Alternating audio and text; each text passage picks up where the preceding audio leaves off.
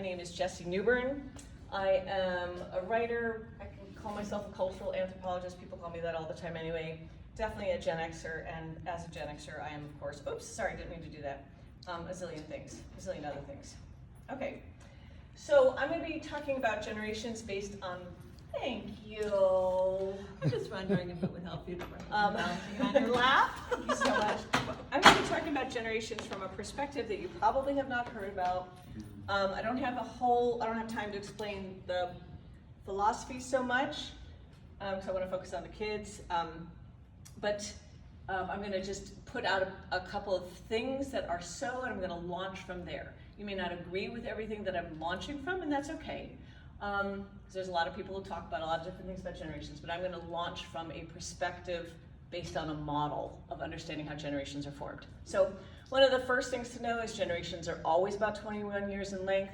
There's a reason for that, because that's how long it takes from the first member born of a generation at 0 to reach nominally what we call young adulthood, right? 21, 22, that's the age, right? So generations are about that long. There's a reason that that's so. A second thing that's very important to understand about generations is that when the first members of a generation hit their mid-50s is when that generation starts to have profound societal influence, direct say over how institutions are managed, and the most influence on children. And so what happens is it's not just the parents, it's not just the physical parents or the caretakers, but what it is it's the cultural milieu of a generation being run by a generation in midlife. I mean, a nation being run by a generation in midlife. And what happens with children, children is that when they grow up, they raise their children in the opposite direction that they were raised. So an underprotected generation raises an overprotected generation. An overprotected generation raises an underprotected generation. And that's a dynamic that just happens. It's statistically, historically viable. It's fascinating, but it's a thing. Okay, I said this, I didn't know how many people are gonna be in the room, but I'm gonna try to go through my presentation. I'll be around afterward, social links, happy to share the presentation, etc. But I'm just gonna kind of fly through the content here. I'm not gonna be using the terms Xennial, Gen Z, Gen Alpha, any of that. There's just a lot of mishmashy information all over the planet about what these terms and all mean. I am gonna use the terms Gen X, Millennials, today's kids, which are the 19 and unders, and boomers. They don't, as far as I'm concerned, they don't really have a name yet. And if you do want more information, you can read my website. I write a lot about generations, but I'm basing all of my information off of this very deep historical, economic, cultural, statistical model that actually goes back about 500 years. And there's a just really fascinating way that generations emerge and create eras and times that then impact how children, a generation of children are raised and formed. So this is basic stuff, obvious. Every single generation has its very own and unique childhood during a very specific era. They have their own coming of age experiences where they transition and bridge out of childhood and into young adulthood. Every generation gets gifts. Every generation gets challenges. They're just different. And all generations have shared beliefs, outlooks, memories, behaviors. Generations have a sense of urgency, which is connected actually to number 6, which is that because human beings die, generations die. So there's a sense that that the collective, that individuals and generations have of a sense of we and only we can be the ones to solve the problems as we understand them. So we have to do it. So there's an urgency, and that urgency expresses particularly in midlife, which is where Gen Xers are now. And there's a shared sense of generational membership and belonging. Some people don't feel like they're aligned with their generation at all. That's totally cool. You don't get to pick your generation. It's based on when you're born. And all generations leave profound societal endowments and legacies. Generations, one of the things that a lot of people get really frustrated about generations, because a lot of the information out there is just bleh. But people sometimes get the sense that a conversation about generations is stereotyping.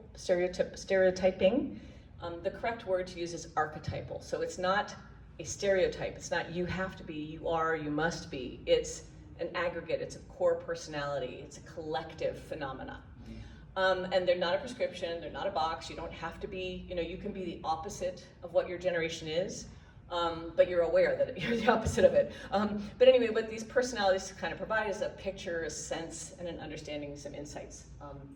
And by nature, today's kids will always be different than you because by nature, generations are different, right? So people get frustrated around generational differences, but by nature, that's what they are. They're different, right? Because you're born during different times. And the beauty here, particularly as adults and all, is that we get to be curious to understand why they're different, how they're different, because it's incumbent upon us to do it if we want to do it, because they're the kids, right? So we're the ones who have the position, to be more curious about this. We're the older ones. We've already been kids.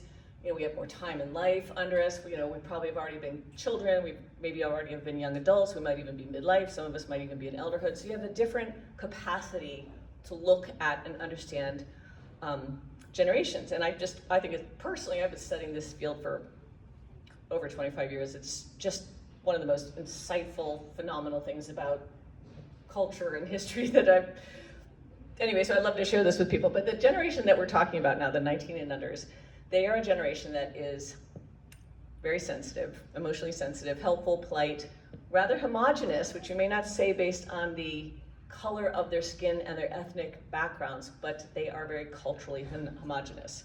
And they are a hyper-protected generation. When understanding generations, you have to understand the concept of societal values. And so I'm going to do a quick look at values and generations, super quick. Okay, so the first thing is values infiltrate and impact everything in the human experience, right? A society, a nation, a people have their values.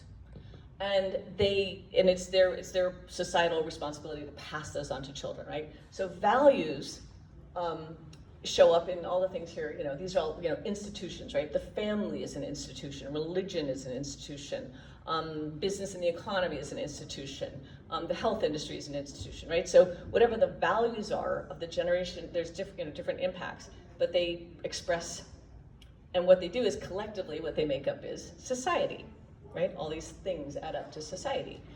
So, but when you're in childhood, when you're in that 0 to 21 years of your life, you have no choice but you acquire the values because you're the child, you're the recipient, you receive, right? You receive protection, but you're also the teaching and the learning and the playing and all is passing on values. I mean, if you want to see values transferred, just go to Lake Elkhorn Middle School, and there's like probably 30, 40, I don't even know how many posters all over the place. They're about kindness and trying hard, and it's values everywhere, right? But children don't have the capacity or the ability to not accept values for the most part. You have to receive, and you have to live in the world that adults create.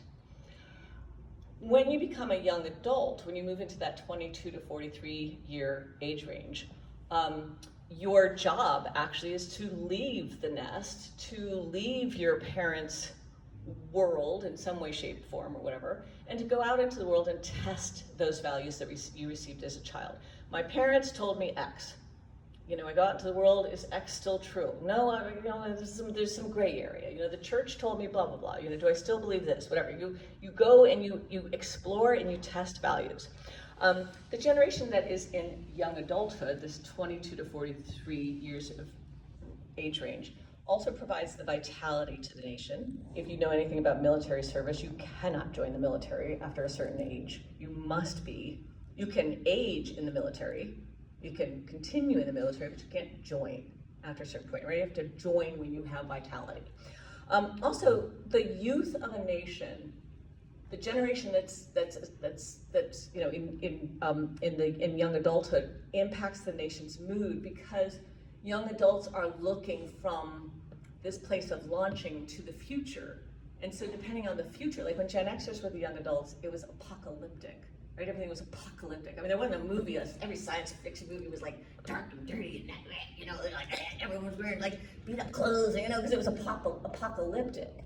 because Gen Xers' understanding of the world was that it was extremely broken, no one had their back, everything was gonna fall apart because it already was, so they were just gonna inherit the more broken parts of it. So when Gen Xers look to the world, to the future, it's apocalyptic, and they have a very survival-oriented attitude, right?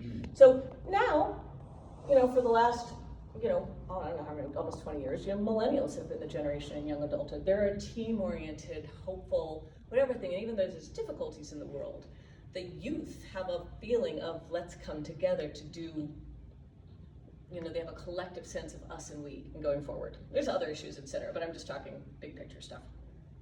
When you hit midlife, when you and your generation start to hit midlife, which is mid-40s to mid-60s, that's when you get to apply your values. Now, you're not applying your childhood values. You're applying the childhood values that you got, taken through 20-ish years of you being a young adult and going into the world and testing things and figuring things out and finding your way and doing things and maybe launching your own families or careers or whatever. And now you have a more complex and sophisticated and grounded understanding of your values. So, and also you have more experience, you have better job experience, you're here, this, that, whatever, right? So you get to apply your values. You get to manage institutions or businesses, or you get to do things where you get to make more decisions about how resources are spent, what society does, etc. It's also a time of teaching, and it is the time when this is the generation that always has the most influence on children. So the physical caretakers, whether they're biological parents or grandparents or whatever generations, could be not to this generation, but whatever generation's in midlife has the most say and influence over the milieu, the culture, which affects the entirety of a generation of children's experience. And again, they go in the opposite direction of how they were raised. Doesn't mean they don't love the values of their parents, but they take society in the opposite direction of how they experience childhood. And then elderhood, kind of like mid-60s to late 80s, this is kind of stewarding values. It tends to be senior leadership. This is where you see governors and all tend to be more in this age range and all. This is a time of mentoring, also obviously relaxing, etc. But it's a time to transfer values, to steward values, to share things. Okay, so that's society and values. And again, when we look at children, so we're going to be looking at these kids, you have to look at their parents and them, because there's a shadow and opposite relationship which happens with generations, which is part of the fascinating thing about culture change. It's just fascinating when you have the lens to see it, when you know this stuff and you watch a history documentary or something, it's like, holy smokes. I mean, I can watch history documentaries and be like, oh, I know what generation that person's in, because I can tell by how they handled this war problem or did whatever or solved whatever XYZ problem.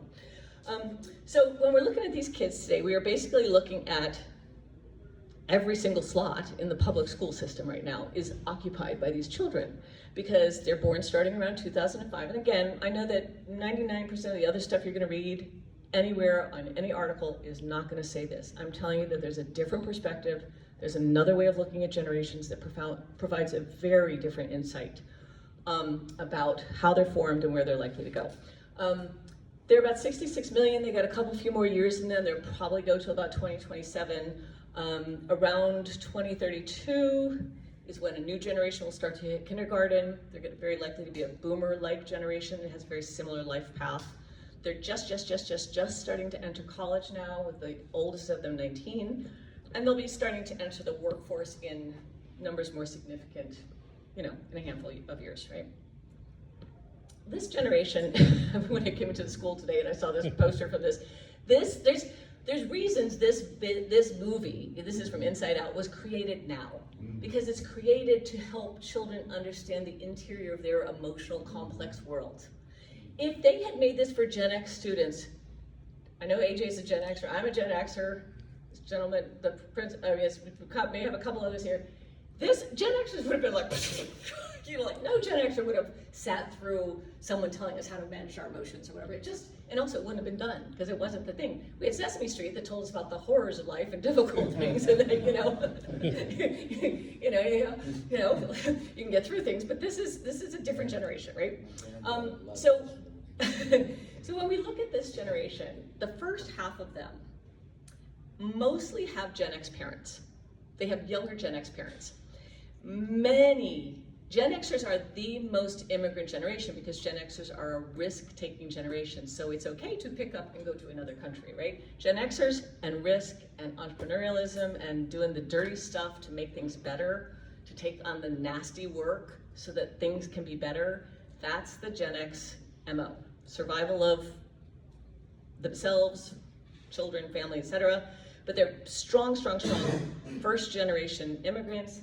The majority of the first half of this generation are likely to be children of first generation immigrants. The second half of this generation, those born 2016 to about 2027, more of them will have millennial parents. Millennials, while many of them are immigrant, more millennials are children of immigrants than Gen Xers are. So there's a lot of immigrant energy here, but this generation actually gets a little bit homogenous, as I said a few minutes ago. When we're looking today at Gen Xers, we are looking at people who are in the 43 to 63 year range. Again, you're not going to find that reflected in other articles and stuff. The dates will be a little wrong, but if you ask any Gen Xers, if you ask people, if you talk to people, these really, like what their personal experience was, those dates are just more reflective of the true experience of Gen Xers. So we have to look at parents to understand children. So the parents of this generation that are 19 and under, again, parents is a weird term, because it doesn't physically have to mean I gave birth to you. It means the overriding adults who have responsibility and the parents, right? But millennials, for the most part, are formed by boomers. So boomers are a generation that's very focused on values. And boomers' relationship to children is they want all children to have better lives. So what the manifestation of boomer parenting showed up as what we called helicopter parenting. They hover, right? And the parents would say, follow your heart, follow your passion, all this kind of stuff, And there was an increase in attachment parenting styles. Anyone who's around children would know and see that. But today's kids, they're not millennials, and they have Gen X parents. And so Gen Xers are mostly focused on survival and protecting their kids specifically, which, as someone who deals with children, particularly like a parent, a principal and all, the difference between a group of parents who want all the kids to be happy and safe and to do better in school versus a stealth fighter parents who wants their child to be protected, their data, their this. I mean, like Gen X parents are called stealth fighters because they'll be like all smiling at you and hovering, and then they'll come in with 27 pages of printed out reports of, they check the background on this teacher and this and that and and the cleaning supplies and boom. And maybe other children will benefit, but their child needs this for them. And what's happening is Gen Xers are bringing the opposite energy of their childhood, a very underprotected childhood, and they're taking that and they're going in the opposite direction. They're trying to move society in the opposite direction through their children. So Gen X parents are very much not the follow your heart, go get a $200,000 college degree loan in a career that you're never going to get a job in. Gen Xers are very prescriptive. Don't do this, do this. They're very focused on having well-adjusted, well-behaved children and following prescriptive parenting guides that are based on experts and advice and all this kind of stuff. And the whole hands-on child raising style through the roof with Xers. So looking again, you look for the opposites here, right? They're not exact opposites, and there's a zillion other adjectives I could have used, but these are just kind of showing a picture, right? So when Gen Xers were children, and so these are children born in the 60s, basically 1961 to 1981. When they were children during the consciousness revolution. The consciousness revolution was when America finally said, you know what? Those 50s, it was great, America was great, things worked, the economy's roaring, but oh gosh, it's so stifling, right? So stifling. And what happened was there was this eruption, right? There's been great awakenings are a phenomenon. They happen about every 80 to 90 years. I think America's already had 5 of them. Even going, defining America, pre-Constitution, Revolutionary War and all, but it's a phenomenon, right? So Gen Xers are children during the time when adults get very focused on themselves. And they are largely seen as bad, whereas today's kids are very much seen as nice, Gen Xer kids are kind of seen as scrappy and wild, incorrigible, not worth the investment. What was that book that was William Bennett or whatever said about the kid? It was like basically it was like a wasted nation of youth, a wasted generation of youth or something. There was this book about kids that basically by the time the millennials came along, the adults were like, oh, that's just a lost generation. Let's take all those energy and resources we should have been giving to kids, and we're just gonna not bother with them because we're gonna give it to these wonderful millennials because we're gonna protect children. That's the boomer energy. But that's a little side story. But so today's kids, though, you can see they're seen as nice. They are nice. They're seen as sensitive. They are sensitive, obedient. They're, you may not always say that as a principal, but they're very well behaved, interdependent. And one of the things that really freaked adults out about Gen Xers is that Gen Xers were very self-reliant and adult-like even at a very, very young age. Whereas those children who were very adult-like at a very young age, now as parents, have a very strong motive and desire to see their children as innocent and protect them in these kind of dreamlike, super protected worlds. When Gen Xers were teens, they were seen as hustling and streetwise and alienated and mercenary and, they're very risk embracing. And again, today's kids, you wouldn't call them risk embracing. They're risk averse. They're very dutiful. FYI, they're likely to become an extraordinarily romantic and chivalrous generation. So the sales of romance novels are likely to skyrocket in very short order because they're hitting 19. They're hitting those years, right? So very, very, very likely. You look 10 years from now, romance sales are going to be like, and then like up. But anyway, they're genteel. Gen Xers have a rogue, adventurous life. This generation has a genteel, pleasant life. Gen Xers are often said to have been born at all the wrong times to be that age. They're children when society doesn't care about children. They're young adults when deregulation happens. They're midlife adults when you're supposed to be making your most money when the country's in phenomenal crisis. And they're elders when society is like, forget the old, let's build a new society. And all the resources that have been directed toward old people just get taken out of the nation and they'll be redirected toward the young, which needs to happen. But anyway, let me go in here myself. So that's their coming of age time when they're teens and all. And then when they're young adults, they're very much seen as rootless, hell-raising, practical, alienated, market-oriented. Not every member of the generation is like this, but these are kind of general things, right?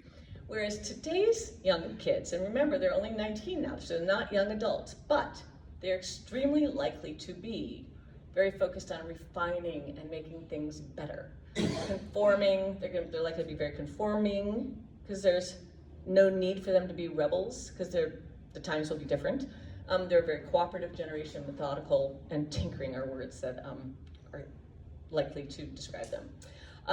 And again, Xers as kids, they're neglected in a time when adults were focused on themselves. They had very little adult intervention in their social development, their safety, and their launch into young adulthood. And they were basically left to their own devices, to their own adventures, right? With very little adult oversight. So because a generation parents in the opposite direction, as parents, they're overcompensating for their childhood by fiercely protecting their children, super involved in their kids' social skills development, making sure their children become well-rounded, and very not interested in winging it. They want to follow strict rules, formulaic, data-driven, experts, leave nothing to chance. They're not doing that to their kids. And again, in their childhood, they were exposed to a very unfiltered, Gen Xers were exposed to a very unfiltered adult world. So what do they do now? The fact that adults can control access to technology and limit your stuff is not just because the technology advanced and you can do that now. It's because a very specific generation, which by the way, this is Gen Xers, does not typically go to government to solve solutions. It goes to business and industry and technology in specific. So the fact that all these things exist and can be done and parents can control the worlds and the access that their children have is because, it's not accidental, it's because Gen Xers are the generation of parents who are like, this has to happen. My child can't just have unfettered access to the internet. They can't just watch 8 hours of YouTube, whatever, right? So this whole, protecting children from the horrors of the adult world is very much a thing, and Gen Xers made that happen. Also, a lot of millennials get all the attention. Everyone talks about Gen Z now, but Gen Z are really just half millennials and half the next generation. The dates are all wrong on that. But as children, millennials experienced every single year that millennials, from the moment they were born, baby on board stickers. Who remembers baby on board stickers? Okay, I mean, every car that had a baby in it had a baby on board stickers. Did any car that had a Gen Xer child in it when Gen Xers were young have a baby on board sticker in it? No, the people didn't do that, right? But so millennials are increasingly protected as children, but today's kids are hyper protected, almost to the point where even though they are thankful for the protections now, down the road they will reflect on it as being borderline smothering and suffocating. Millennials were sheltered and corralled, right? Put into play groups. We can't just have them running loose and running wild like Gen Xers. But what happens with trends is trends can go about 10, 11 years, 22 years, or 44 years. There's a phenomenon, there's a reason for it. But millennials were the increasing energy of more protection, more protection, more protection. 20 some years past, that's solid, but then it continues. So we're in the hyper protection, the super protection, the smothering protection part, right? We're also in a time when the nation's in turmoil, and it's not just it's a different era and a different time. Millennials were encouraged to be collaborative and team-oriented. This generation is very Mr. Principal here, they're very focused, very encouraged to be friend and other oriented, right? Millennials were pressured to succeed in a way that no other people in other generations cannot understand, but they were pressured to succeed mostly by their peers. This generation is pressured to be nice by adults. Millennials were told to focus on achievement. This generation, achievement and grades are great, but the feelings of others and your own self-reflection is important. Millennials right now are 20 to, 42, something like that. Confident and friendly. This generation is pleasant and polite. In school, millennials were taught STEM. Not that kids today aren't, right? But science, technology, engineering, math. That's because that generation is a outer world, build things generation. That's what they'll do as they move forward in life.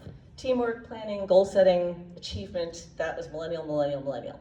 Today's kids, it's social emotional regulation. It's developing their executive function. It's empathy and awareness, interdependence, being obedient, following rules, being pleasant, and that while achievement is nice, pleasing others is also nice and important. That's just a quick little thing I did. I was just like, and so millennials are the generation that goes on to be like, when you think of the 50s and that, whole golden age of, whatever in America, of technology and all this stuff, that's the personality that was millennial-like. So millennials will likely wipe out a lot of the old when they're the generation in midlife and in elderhood. But today's kids, while they will be good technicians and tinkerers and scientists and all those kinds of things, their ability to navigate emotions and kindness and relationships and all, and to be internally reflective and aware of others, creates in them a different sense of others and needs and all, and they are very, very, very, very, very, very likely to become the next generation of profound civil rights leaders. Like, when you look at the civil rights leaders from kind of a past era, everything from Harvey Milk, Martin Luther King, Robert F. Kennedy, Malcolm X, they're all members, even Gloria Steinem, Betty Friedan in the women's movement, they're all members of the generation that was born during the last winter of society, the last dark time. So they're this generation, you can already kind of see it, right? Their rights and responsibilities, and the environment has rights, and they're a rights generation. They're a plurality process, legislative type of generation as well. Obviously, we all know this era, the era of their childhood, global turmoil, global financial crisis, Department of Homeland Security on the up, nationalism globally is becoming an issue. But also at home, families are stronger. Divorce rates are lower. Even one of the things that's very specific about this generation and about Gen Xers is that married or divorced fathers are insistent that they be good dads. They're just, it's like core, because very few Gen Xers had strong dads. It just wasn't a thing. Extended and blended families are more common, more intentional, more focused, etc. And also, Gen Xers are very focused on having a life. So boomers tend to be kind of workaholic-y.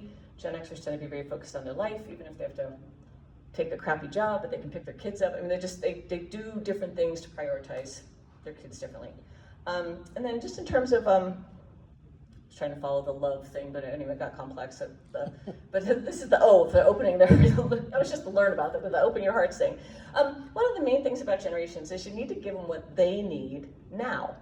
And the classic mistake that is made in intergenerational dynamics is that adults go, oh great, now I'm in power, now I have the capacity to give, do, provide for young people the way I was never provided for. So let me give them what I would want.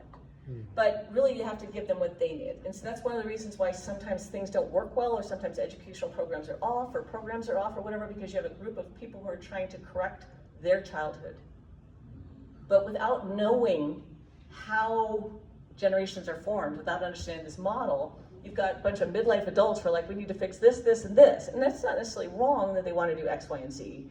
But they might be making decisions trying to fix a problem that isn't as existent as it was when they were kids. So, just a couple things to know about this generation. They're extremely risk averse and will stay risk averse until about their mid-40s, when they suddenly go wild, cause another divorce epidemic. They like rules and order. They tend to be very thankful for the protections that they have. Again, they're opposite generation, Gen Xers. Like if there were like all kinds of adults hovering around and trying to protect Gen Xers would be like, what do we do wrong and how do we get out of here? You know, who knows the way out of the back door to like escape the adults who are trying to do something to us. But this generation is like, oh look, we have a gun, a metal detector at school or whatever. They want the protections, right? Just a different generation. For you, you can notice, they're other directed. They tend to wait. They tend to be responsive. They tend to want to be very, very hopeful, right? Again, they're not achievement oriented. They're more emotionally, like empathy and sensitivity oriented. Extremely empathetic generation, which will only get more empathetic over time. Very polite, obedient, well-behaved, appreciative, etc. In the next couple decades, I'll be quick with this, but they are likely to become the nations, especially when they hit the workforce, they're going to be the helpers, the tinkerers, and the technocrats. Every generation is in a position to the other generations. When this generation hits the workforce, when they start to hit the workforce, millennials, who are now the young adults, will begin to become the nation's midlife leaders, right? And Gen Xers will start to become the elders. So millennials tend to be a big juggernauty, let's do it together kind of generation. Well, they tend not to be very reflective. That's one of the Achilles heels, is that they tend to be overly confident, hubristic, and not very reflective. So what kind of generation would you want behind an extremely powerful, cohesive, let's build a new world, let's fix all the bridges generation? Do you want wild, risk-taking Gen Xers?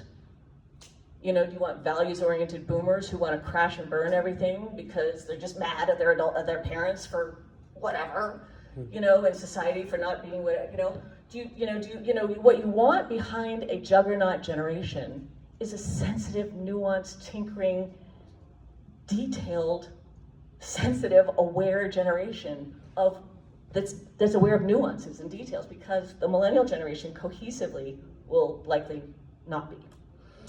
They are also lovers of process, policy, and procedure. Which generation hates process, policy, and procedure? I mean, Gen Xers love how-tos and knowledge management and documentation, but policy, procedure, flow charts, this is a generation that the number of committees that increased in Congress when this generation last came through, this personality type, I mean, there were this many committees, congressional committees, and then it just whoosh. So they love to complexify things, whereas Gen Xers love to simplify things, right? Again, opposites. as time goes on, they're already known as a helper generation. They will continue to be known as a helper generation. That's what they are. They're a helper generation. Later in life, when they have more years under them, they will be likely very well known for their civil rights activities, for their kindness, their politeness. John McCain, Joe Biden, right?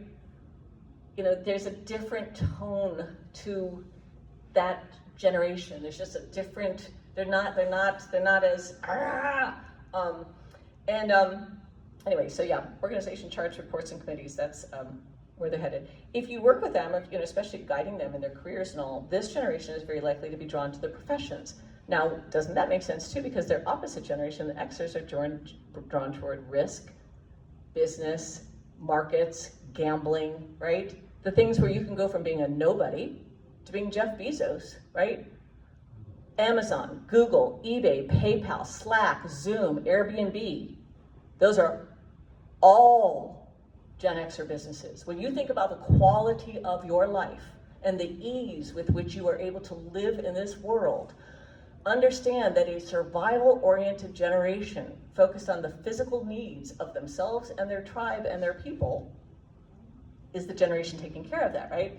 But that entrepreneurialness doesn't need to happen every era, right? So after all this entrepreneurialness, after all this stuff, this, what we're kind of missing is like doctors and dentists and the light. I mean, like my mom is a nurse and she was recently in the hospital, and let me tell you, she goes, and she was a nurse for 49 years, she said, if it wasn't for the immigrant doctors, nurses, and medical techs that wanted to come to America, she goes, the American medical system would be screwed, right? We're very short, you know, in many ways on these things. This generation will move toward the professions, not all, many of them. Degrees, certifications, licensing, less risk, but also like you have a position and a place when you have these things, right? When you have a license, you have a place. And so it reduces your risk. And this generation is likely to become the best of the best. Mediators, negotiators, psychologists, psychotherapists, lawyers, all this kind of stuff. And here's I think this is the almost final slide. There's something that they're gonna do, that they're gonna be the best of the best of the best of the best of the best of the best of the best. Unmistakably, hands down. Anyone have any sense of what it might be? Of what they're going to be? Like, of the kids that you know, what's one of the things that shocks you about their skill set? And what their natural capacities are? Is there anyone want to? Empathy. That's a thing they have. This is more like a what they do. Like video games? Snark. Gen X start there. They are, think about it, they're the empathic, sensitive, they're being trained now to go within, to find out about their own feelings, to ask of what they're feeling and sensing, and for that of others. So that's art. That's art. The expressive art of being an artist, an actor, a singer, a songwriter. You know, Maya Angelou. I mean, the poets, the people, the playwrights. The comedians, all, you know, when you think of like the classic, I mean, there's comedians now, right, in all eras and all times, but like the Carol Burnett's and the Jerry Lewis, I mean, like, there's just this classic kind of like just core, you know, the comedians and musicians. One of the things that I say to people sometimes is oftentimes boomers think that the music of their consciousness revolution and their Woodstock days is their music, but it's not. It's the music that went into their ears, but it was created by the generation above them. So all the songs that motivated this transformation and this feeling that people had were consumed by the boomer generation in their consciousness expansion and all this kind of stuff. But it was written by this generation that has pure personality like today's children. Look for it. Mind-blowing singers, you know, little kids that write poems that blow you around. You know, the guy that was speaking at the middle school event earlier today was saying how his young son wrote a riddle book, and then he wrote this book, and then he wrote, I mean, like, he's just like, he's getting his groove on, right? And he's learning. So this generation is just gonna blow us all away with really, by the way, millennials tend to have a very, very, very, very, very bland cultural contribution to, when you think of the squares from the 1950s, you know, when people are like, oh, the squares, you know, like the Lawrence Welk show, that's the millennial generation. You know, if you know the Lawrence Welk show from back in the day, it was just horrible. And then the thing to know is around 2032, they will really, truly start to become more significantly the generation that we understand as new young adults. And they will bring their hopes, and they will bring their dreams, and they will bring their view of how to make the world better, right? And this is what generations always do. So it's coming. You know, you can't make a generation be what it isn't. You just can't, right? And the beauty here is that all generations actually have this amazing, bizarre way of showing up exactly where they need to be, exactly what they need to be, exactly when society needs that. But right now, one of the things to know that's very specific about this generation, not only are they teens, 19 and under, they're starting to come of age. Coming of age is the bridge between childhood and young adulthood. Kind of happens around the mid to late teens, blah, blah, blah, blah, blah. You know, you get your driver's license, maybe you graduate from high school, maybe you get, you start a job, vote, whatever, right? So there's these incremental steps that you get to take into young adulthood. Millennials were ultra celebrated in their coming of age. Proms were the biggest thing in the world. Pictures, photos, everything was celebratory. Well, this generation is coming of age during a time of national turmoil, when, whether people talk about it or not, there's a whole lot of worry about where we're headed and what's going on, right? So the turmoil means that the adults are focused on the outer world and don't have as much attention for, this is a survival-oriented generation of Gen Xers. We're like, we love you, we care for you, we want the best for you. We just don't have all that time to do all the things that were extravagantly done for the millennial children. And so what happens is that, and this is part of this generation's core personality, and it's right now that it's happening. And one of the reasons, this is a little side story, but one of the reasons why I really don't like the Xennial, Gen Z, Gen Alpha conversation is because it's essentially what it's doing is it's ignoring the truth that there's a generation that started around 2005. And so it's just this muddled conversation where everyone's like, blah, blah, blah, blah, blah. But what's really happening, the net effect of people just blathering about all these different Gen Y, Gen Zs, Gen Alpha, Gen Z, Gen this, Gen Beta, with no source material as to where this comes from. But the net effect is that the true generation that is emerging is being ignored. And that's part of their experience, is that they have an unfulfilled coming of age experience. They don't get the catharsis that other generations get of being a child, going through that kind of pupa stage, and then coming out as the moth, the butterfly, the whatever, right? And so what they do is they take a quiet second seat, and they take that quiet second seat all their life. This generation rarely produces presidents. If anything, Joe Biden, born in late November of the last year of his generation, was the only president that generation produced.